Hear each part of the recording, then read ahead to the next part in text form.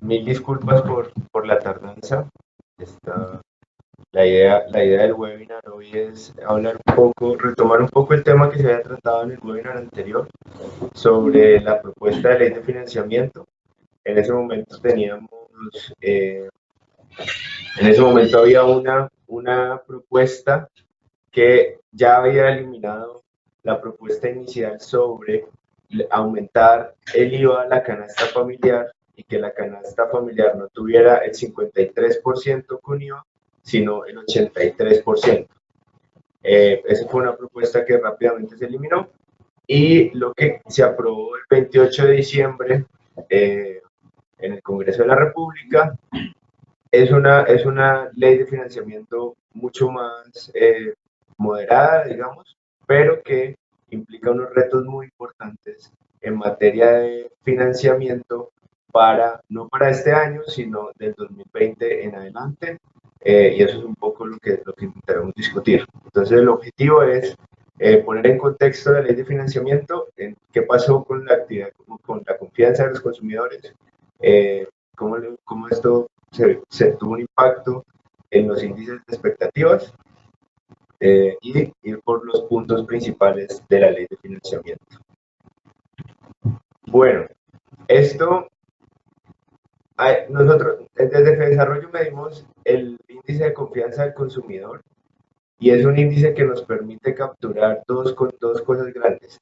La percepción de las personas sobre sus condiciones económicas actuales y las condiciones económicas actuales del país, por un lado, y el otro componente es el componente de expectativas, donde también buscamos ver qué pasó, cómo están las expectativas para el próximo año de las personas frente a su situación del hogar y la situación del país. Entonces, eh,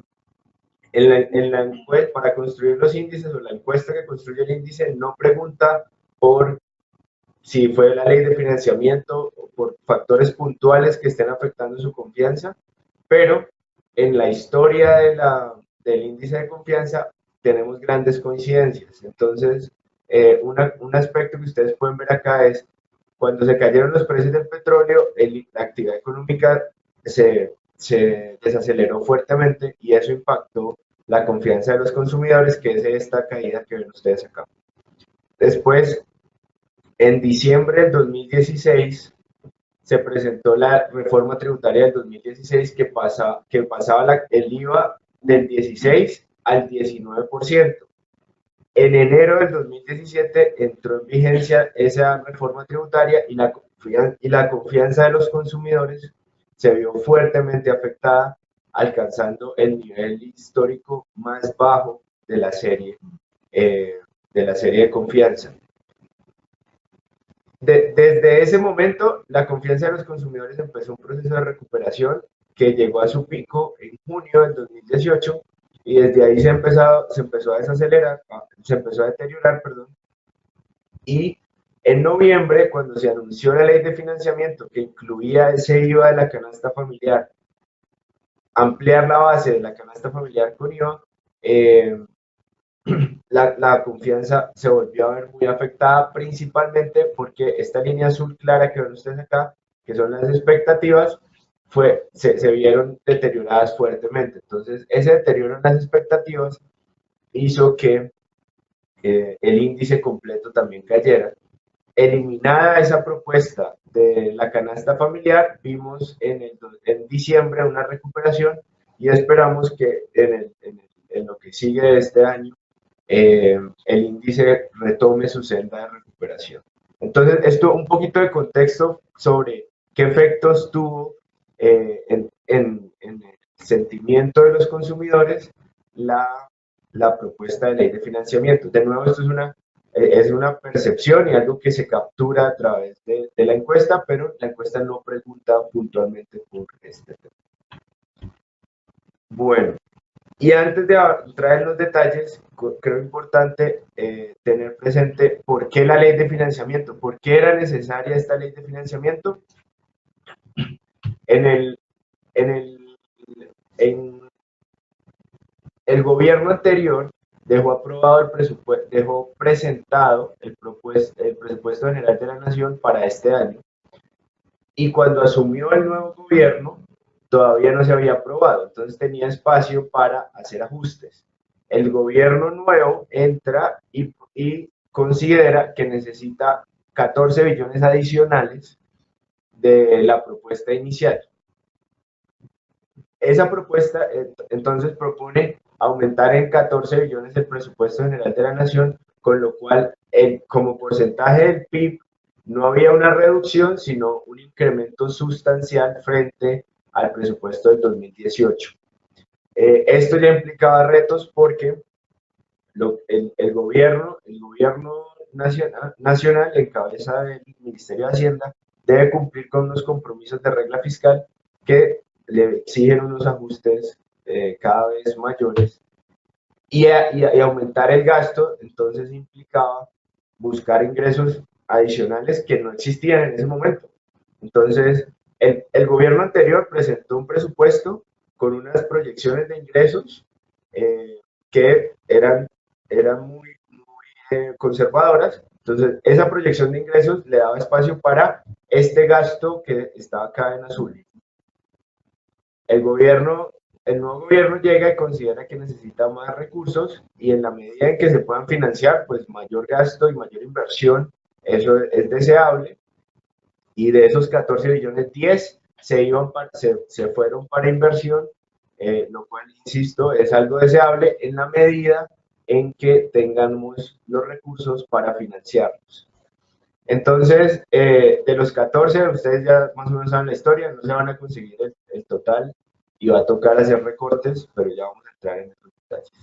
Entonces, se presentó la ley de financiamiento y finalmente, ¿qué fue lo que se aprobó? Los grandes temas fueron, uno, IVA plurifásico de cervezas y gaseosas, cambiar el impuesto de renta a personas naturales y ajustar el impuesto al patrimonio. Segundo, reducir las tarifas de renta a personas jurídicas. Hay unas exenciones a 3 sectores grandes. Uno, mega inversiones. 2, economía naranja. 3, sector agrícola. Y finalmente, algo que nosotros consideramos un monotributo versión 2, que es el impuesto simple para pequeñas y medianas empresas, algo que va en la dirección correcta para ayudar a la formalización del sector, de las empresas de pequeños tamaños. Bueno, entonces, ¿qué es lo del IVA plurifásico? Actualmente, bueno, hasta el año pasado, el IVA de gaseosas y cervezas se pagaba solamente en la etapa cuando el productor le vendía al comercializador. Entonces, en este sector hay 3 jugadores grandes: el productor, el comercializador y el distribuidor final, el que vende al consumidor. El IVA se estaba pagando solamente en la transacción que se hacía entre el productor y el comercializador, con unos costos, la base sobre la cual se calculaba ese IVA, pues es mucho más baja. Es decir, por poner un ejemplo, una cerveza que vende el productor al comercializador puede estar alrededor de 1.500 pesos, pero el comercializador no le facturaba IVA al distribuidor final porque ya había pagado IVA, y el distribuidor final no le facturaba IVA al consumidor porque de nuevo ese producto ya había pagado IVA. El punto es que el precio final de venta del distribuidor final al consumidor puede estar, pongamos el ejemplo de la cerveza en un restaurante, puede ser 7.000 pesos. Entonces, el recaudo los ingresos que recibía el Estado por ese producto estaban calculados sobre una base mucho más pequeña que la base que finalmente llegaba al consumidor final. Entonces, un poco la idea es que eso va a tener IVA en todas las etapas de la cadena que surte esa cerveza. ¿Cuál es el gran reto? ¿O por qué se hacía así antes? Porque es mucho más fácil el control por parte de la DIAN. Entonces, como normalmente hay uno o dos o muy pocos comercializadores, el control sobre cuánto impuesto debían pagar todo ese bloque de producción pues se hace mucho más fácil. Ahora va a ser mucho más difícil y ahí el tema del impuesto simple entra a jugar un papel muy relevante porque esas cervezas que ahora se venden en tiendas pequeñas, en restaurantes o en diferentes establecimientos comerciales, deben pagar IVA, pero el control sobre esa cantidad de establecimientos es mucho más difícil y son cantidades pues relativamente bajas. Entonces, tener instrumentos por parte de la DIAN que permitan hacer una buena administración de ese recaudo va a ser muy importante. Bueno, entonces ese era el tema que, digamos, generó más noticias al respecto, porque era básicamente buscar una solución de recaudo a la propuesta inicial de ampliar la canasta con IVA y finalmente fue aprobado. ¿Qué otro cambio hubo? En los dividendos se tenía actualmente, antes se tenía una tarifa de 5% a dividendos que recibían las personas entre 20 y 33 millones y 10% para dividendos superiores. Esa tarifa pasó al 15% y se bajó la base para a partir del 10%, a partir de 10 millones de dividendos se va a cobrar una tarifa del 15%. La otra propuesta que también fue aprobada fue aumentar la tarifa de 5 a 7,5 de los giros de utilidades que se hacen al exterior. Lo otro es un impuesto al consumo que se ajustó. Hasta antes de la ley eh, había un consumo no, perdón, había un IVA del 5%, perdón, había un IVA del 5% a las viviendas nuevas, eso fue derogado y quedó un infoconsumo para venta de viviendas nuevas y usadas de más de 880 millones de pesos.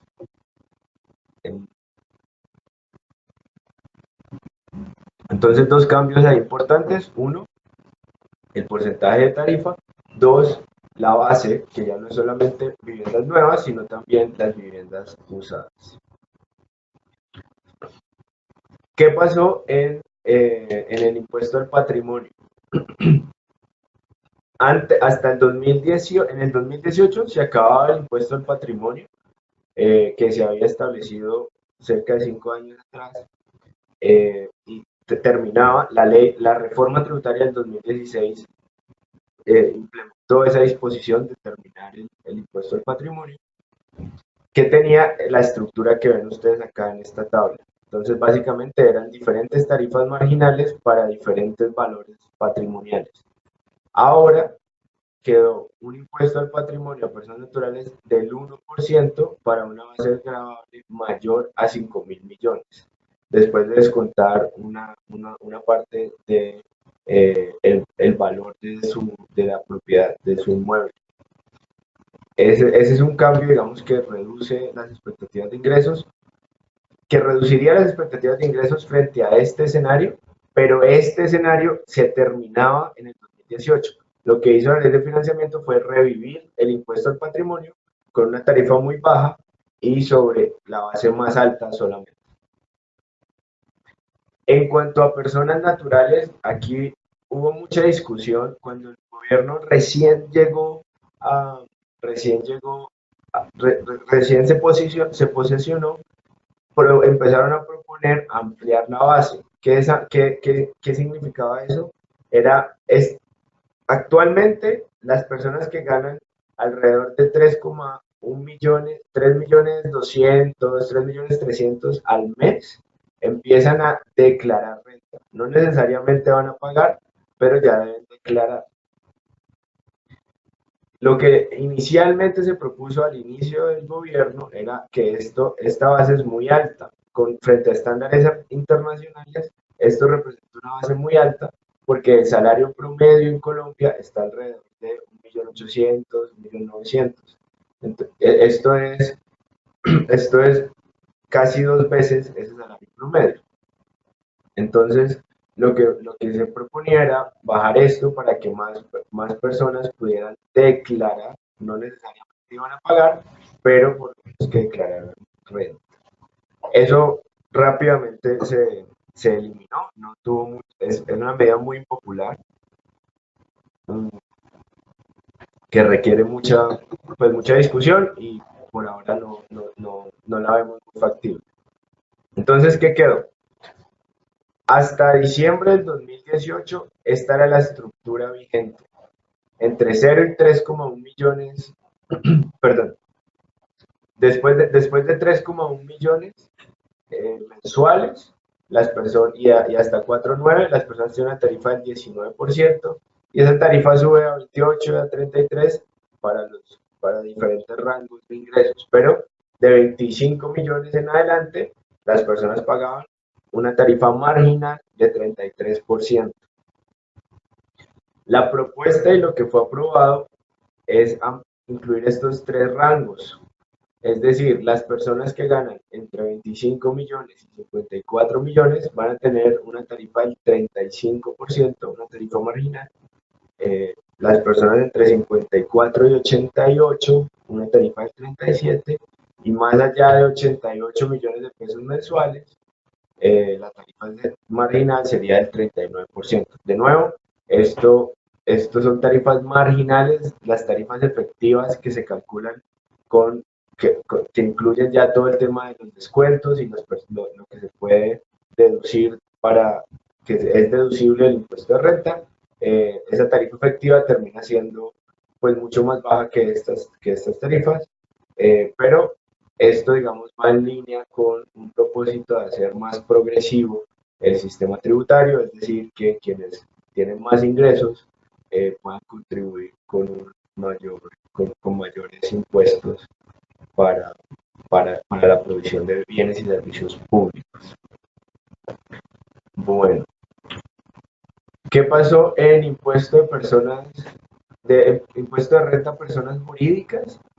La reforma tributaria del 2016 establecía la eliminación de la sobretasa de CRE y de la sobretasa del CRE y de la sobretasa de renta, que son estas barritas grises y verdes que ustedes ven acá.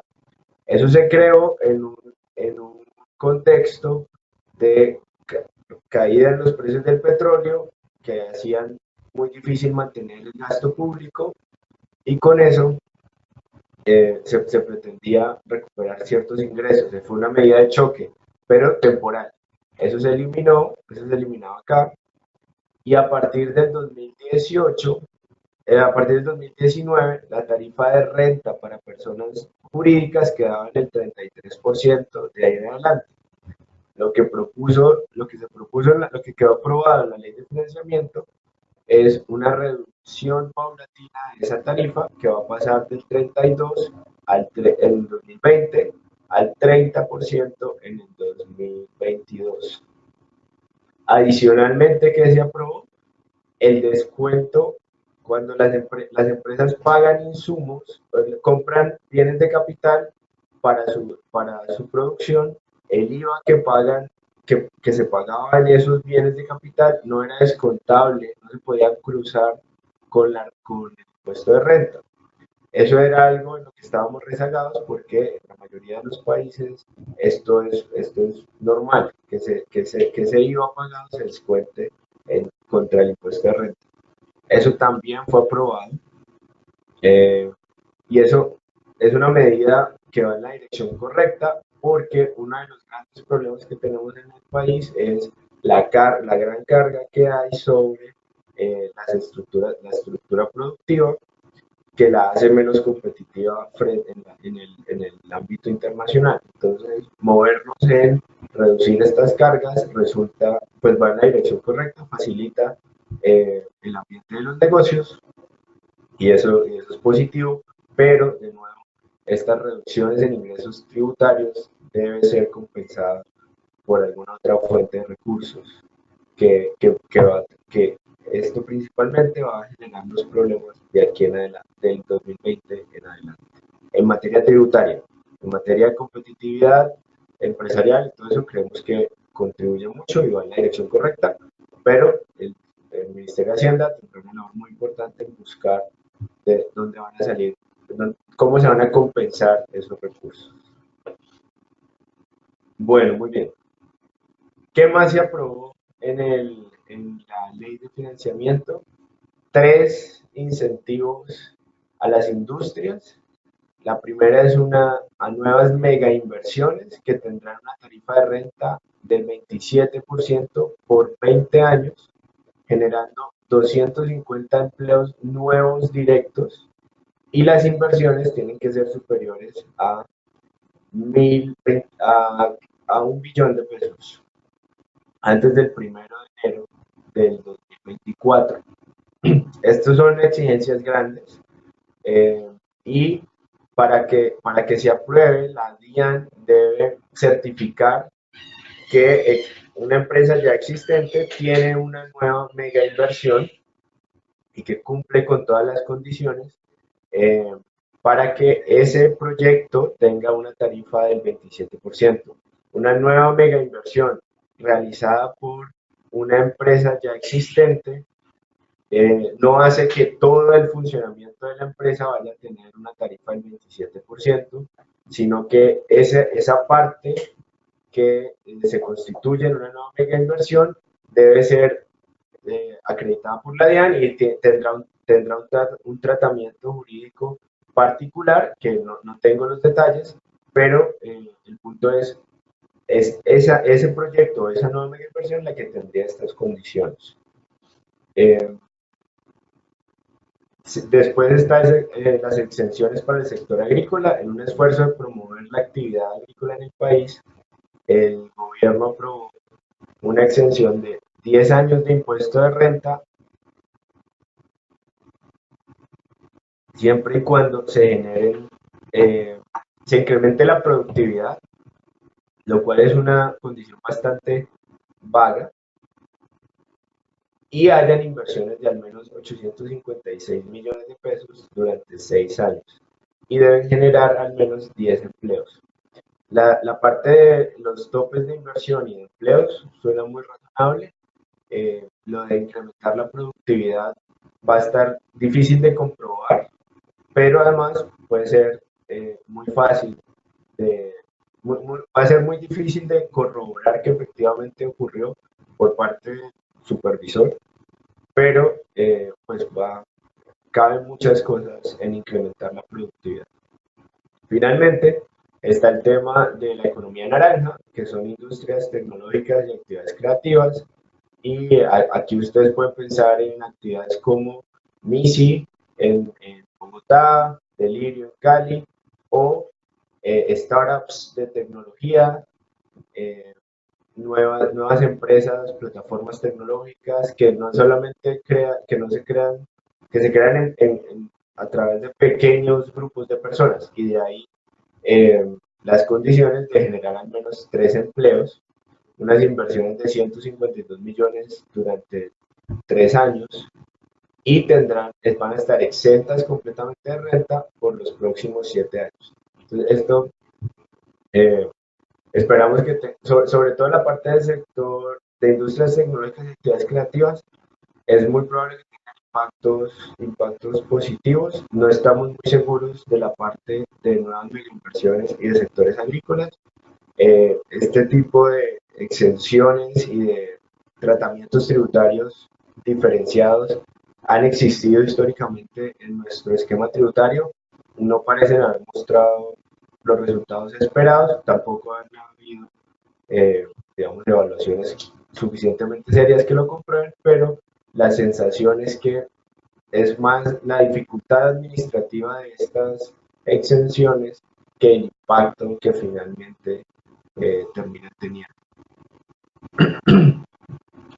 Bueno, muy bien. El otro tema es el tema del impuesto simple, que lo tenemos acá, y ese impuesto simple básicamente lo que busca es facilitarle a los microempresarios, a los pequeños y medianos empresarios, facilitarles cumplir con su responsabilidad tributaria. Básicamente es organizarme, hacer en un solo proceso, hacer que a través de un solo proceso que ellos puedan pagar, cumplir con sus diferentes obligaciones. Eso nos parece fundamental para la formalización empresarial y creemos que es un paso en la dirección correcta. Entonces, ¿qué otros elementos hay o destacamos de esta ley de financiamiento? Hay un esfuerzo por la simplificación del sistema tributario y esto está básicamente enfocado en la parte de reducción de tarifas para las empresas, unificación de cédulas en la parte de personas naturales. Nos parece que hay un componente de progresividad importante porque las tarifas marginales a personas naturales, como mencionábamos anteriormente, se incrementan para los de mayores ingresos y aunque es antitécnico, el impuesto al patrimonio pues ayuda también, va en la misma dirección de la progresividad. También, como lo mencionábamos anteriormente, creemos que las nuevas medidas que favorecen la competitividad empresarial son muy positivas, pero implican el reto, que es el último punto de acá de esta diapositiva, que es esas reducciones en ingresos por mejores condiciones tributarias para las empresas, va a generar el reto de cómo hacemos para compensarlo y poder cumplir con nuestros compromisos fiscales que se fundamentan en la regla fiscal y esa regla fiscal nos ha permitido generar confianza en los inversionistas y acceder a tasas de endeudamiento relativamente bajas, relativa a nuestra historia, y mantenerlas es muy importante porque esas menores tasas de endeudamiento del gobierno nacional se transmiten a menores tasas de endeudamiento para todos los colombianos. Entonces es muy importante que la discusión sobre todos estos temas tributarios y de leyes de financiamiento se ancle sobre el cumplimiento de los compromisos fiscales y la generación de confianza hacia los mercados internacionales. Y este es el tema que tal vez genera mayor preocupación, porque acá entonces en esta tabla lo que tenemos es un resumen de las medidas y una estimación de los ingresos o costos en términos de ingresos que dejo de recibir para el gobierno. Entonces, para el 2019, el balance de medidas entre el IVA plurifásico, el infoconsumo a las viviendas de más de 880 millones, las mayores tarifas de renta a personas naturales, la tarifa del patrimonio y un impuesto de normalización que surgió nuevamente. De este no hablamos, pero ya lo revisamos. Y los dividendos a las mayores tarifas y pago de utilidades al exterior, esas mayores tarifas, esa suma de ingresos da alrededor de 7 billones para el 2019. Lo que necesitaba financiar eran 14. Luego, en mi ecuación de balance, tengo ingresos y gastos, los ingresos no me van a dar, tengo que cortar los gastos de parte de las apropiaciones que se aprobaron en el presupuesto general de la nación. Y eso no va a ser, pues no va a ser una tarea fácil y el gobierno nacional ya está trabajando en por dónde sería el recorte. Les decía que no habíamos hablado del impuesto de normalización, esto también generó un poco de ruido porque ya se había aprobado antes, en el 2016, un periodo de normalización de activos para que las personas declararan sus bienes en el exterior con unas condiciones especiales. El hecho de que ahora vuelva a salir un impuesto de normalización, pues genera desconfianza porque ya hubo en ese momento, en el 2016, esta es la única oportunidad para que ustedes tienen. Ahora se abre una nueva puerta y empieza a generarse desconfianza de, pues si ya se abre una segunda, de pronto hay una tercera, entonces ahorita yo no voy a normalizar nada. Entonces, la expectativa de recaudar 1 billón de pesos por ese lado, pues hay que tomarla con pinzas. Listo, entonces en el 2019 se recaudan 7 billones, se hace el recorte necesario y se logran cumplir con los compromisos fiscales. El problema viene del 20 en adelante. ¿Por qué? porque aunque estos impuestos indirectos de IVA plurifásico y de impuesto al consumo, así como la renta a personas naturales y el impuesto al patrimonio, me van a generar recursos en esos años, esos beneficios tributarios que le estoy otorgando a las empresas con la disminución en la tarifa de renta, el descuento del 100% en bienes de capital y la disminución gradual de la renta presuntiva, son mayores, es más grande los recursos que dejo de recibir por estos beneficios que los que voy a recibir por las demás medidas en materia de impuestos indirectos y de personas naturales, y mi balance entonces resulta ser negativo.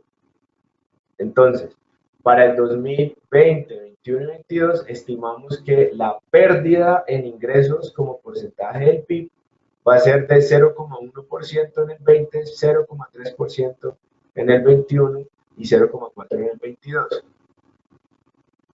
¿Uno qué piensa inmediatamente cuando ve estos cálculos? Que en el 2019 seguramente vamos a necesitar de nuevas medidas.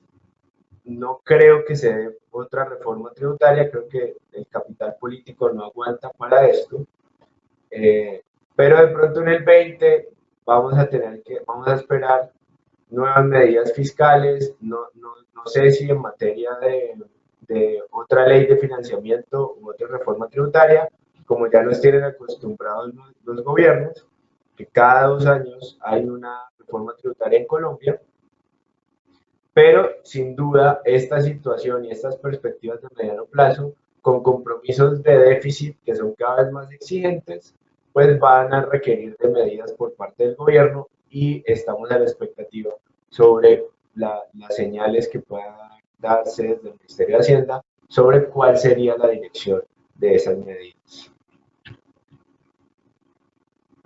Porque esto también es problemático.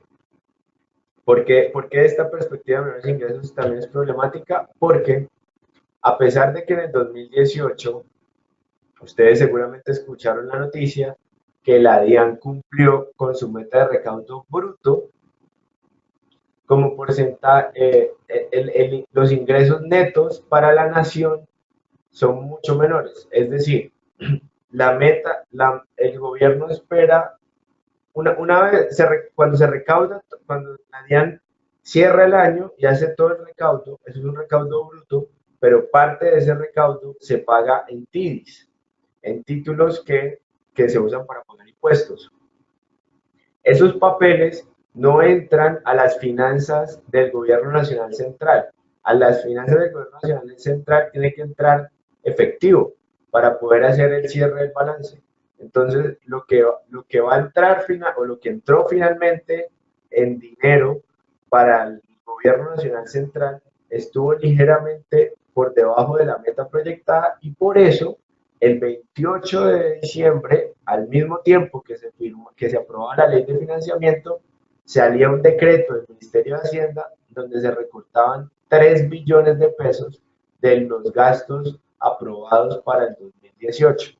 Esos 3 billones iban muy en línea con lo que el ministro de Hacienda del gobierno anterior había hecho, que era a través también del decreto aplazar cerca de 2 billones. Pues finalmente, ese aplazamiento se transformó en diciembre en un recorte de no 2, sino 3 billones para poder garantizar el cumplimiento del déficit que fue aprobado que estaba dentro de la regla fiscal. Entonces, eso preocupa el panorama hacia adelante.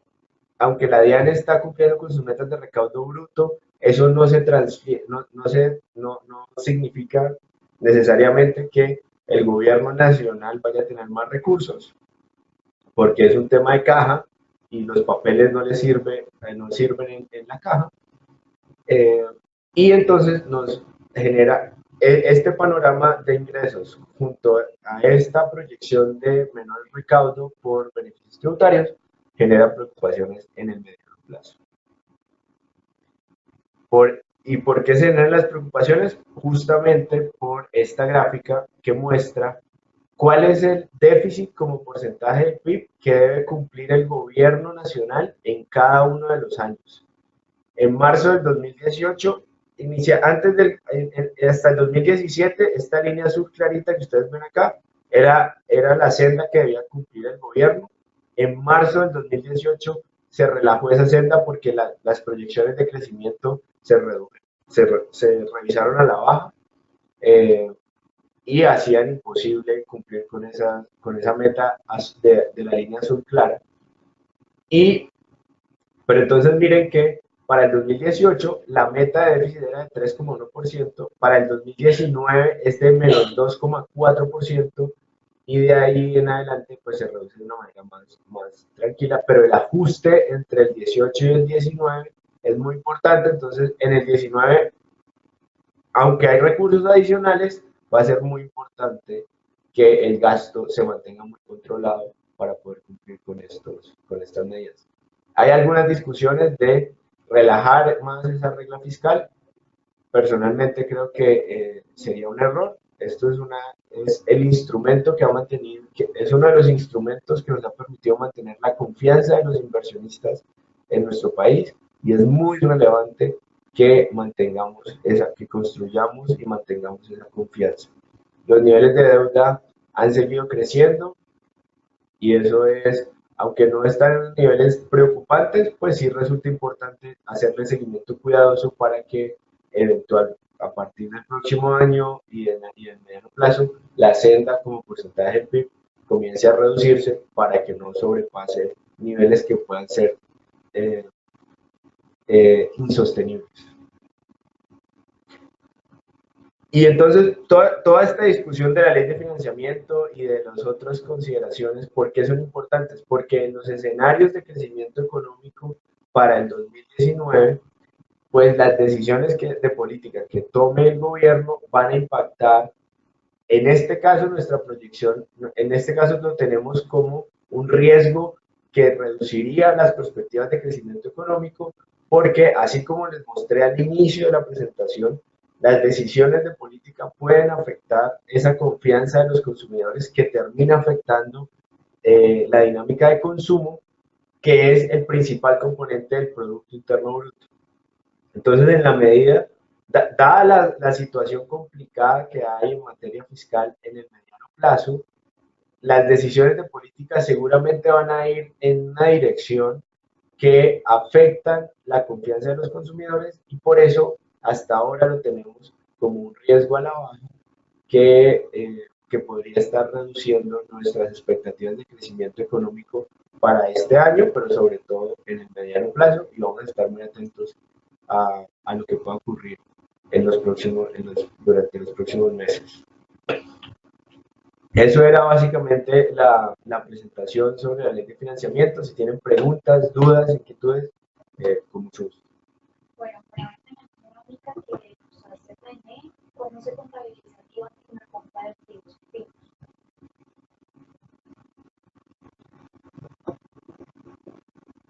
¿Cómo se contabiliza el IVA? En la compra de activos activos.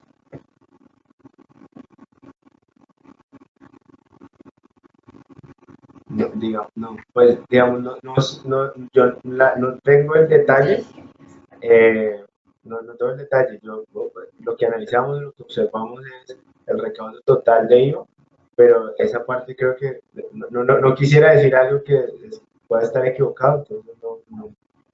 Marta, ¿cómo afecta los aportes voluntarios de los empleados? ¿Aportes voluntarios a pensiones? Sí, debe ser. Solamente dice aportes voluntarios, pero debe ser. Sí, yo creo, en esa parte creo que la ley de financiamiento no generó cambios drásticos. Hubo en algún momento la discusión sobre el tema de pensiones, pero los aportes voluntarios tendrían que, de pronto, en la parte de dividendos que se puedan recibir sobre esos aportes, pero no estoy completamente seguro del impacto fiscal, el impacto de ingresos para cada persona, y creo que depende mucho del caso de la magnitud de los aportes. Bueno, una pregunta más de tiempo, perfecto. Dice, dividendos pagan 15% de las utilidades generadas a partir del 2019 Sí, y si en años anteriores no aplica.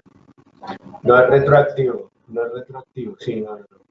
Y esa es una muy buena pregunta, porque sería, esa es una muy buena pregunta, porque voy a pagar 15% o 7,5 sobre lo que se generó en el 2018 o a partir del 20 lo que generé en el 2019. Eso, eso sería, esa tarifa, o sea, las expectativas del gobierno, o sea, por las expectativas del gobierno, que son estos recursos que veo acá, eso se debería generar. Deberían ser recursos que entren en el 2019, con lo cual debería estar sujeto a ejercicios del año pasado, del 2018. Sí, Carlos, para las empresas de economía naranja, sí. ¿beneficia a las que ya están constituidas o solo a las nuevas? Una empresa nueva podría constituir, una empresa nueva podría hacer una inversión nueva de al menos 152 millones de pesos durante los próximos 3 años, generar al menos 3 empleos nuevos y tendría esa exención de renta. No necesariamente debe ser una empresa nueva, pero es una empresa ya constituida que cree que arme una inversión nueva con estas condiciones. Bueno, siguen como con el tema de personas naturales, porque así como preguntaron si cómo se ven afectadas, también están preguntando como cuáles fueron los cambios más importantes en la deducción de renta per persona natural. Eso no cambió, esa es una buena pregunta. Inicialmente se habían propuesto, habían dos, en personas naturales habían dos líneas. Una, las tarifas marginales, y de ahí lo que ocurrió fue que se amplió hacia los rangos más altos. Eran tres líneas. La segunda línea era la unificación de cédulas. Entonces, hasta el año pasado, uno pagaba renta por ingresos laborales, ingresos de otro tipo de ingresos, ingresos de capital, los que cada tema era una cédula. Ahora se unifica todo en un solo ingreso y sobre esa base, excepto dividendos, sobre esa base se va a cobrar la tarifa. Las deducciones que eran la tercera línea, las deducciones no cambiaron. Todo lo que aplicaba antes para hacer las deducciones continúa aplicando ahora. Eso no hubo cambios pues drásticos en esas deducciones. Algo muy diferente. El IVA a viviendas que se paga en notarías si es facturable. Sí, si es facturable. Y si es una persona jurídica, la dueña de vivienda, si eso se le descontaría a impuestos. Sí, eso. O sea, si los impuestos, el IVA y el tema de las viviendas se le descuenta a la persona dueña de la vivienda, entiendo a Jefferson. Okay. No, yo creo que esa es una buena pregunta para un contador, un tributarista, porque no tengo la respuesta y no quiero generar falsas expectativas. Revisando. ¿Qué le aplica a la ley de financiamiento a los empleados dependientes en temas de retención en la fuente o deducibles de retención? Esa es una buena pregunta. La tabla de retenciones sí cambió, no, afortunadamente no la tengo acá, pero la tabla de retenciones cambió hacia los ingresos más altos. En la ley de financiamiento, en el artículo, es la segunda sección de la ley de financiamiento, ahí está la nueva tabla de tarifas para retención en la fuente. Y tuvo modificaciones frente a lo que había antes, pero hacia ingresos altos. No lo que con esta partecita, perdón, esta parte que azul, que es lo que estaba actualmente en retención de la fuente, eso no cambió. Eh, hay que revisar con detalle si de pronto hubo cambios ligeros en los límites, pero lo que tengo en la cabeza es que eso tuvo cambios marginales, sí hubo cambios acá en los ingresos más altos para la parte de retención en la fuente. Bueno, dicen, ¿cuál es el impacto con la ley de financiamiento para las empresas de servicios de catering respecto al impuesto a las ventas y el impuesto nacional de consumo? Sí, esa respuesta no la tengo, pero sí hubo una, no estoy seguro si quedó en la ley de financiamiento, porque había una propuesta de un trato diferencial o de excluir a las empresas de catering de algunos de los impuestos, pero puedo tomar nota de la pregunta y enviar la respuesta por correo. Perfecto.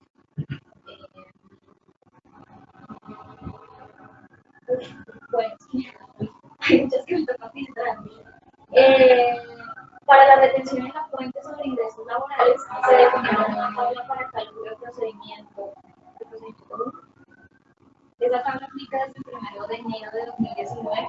La ley de financiamiento entró en vigencia en el 1 de enero de 2019, en ausencia de una declaración por parte de la Corte Constitucional de la inconstitucionalidad de algunos de sus artículos. Toda la ley entró en vigencia a partir de esa fecha. Una última. ¿Considera que habrá reglamentaciones de la ley 1943 de 2018? Deben haber, sí, deben haber, estamos esperando por los decretos reglamentarios de algunas de esas, de algunos de varios de los artículos. Estamos esperando por dos cosas. Uno, algunos decretos reglamentarios que expliquen mejor la operatividad de ciertas medidas.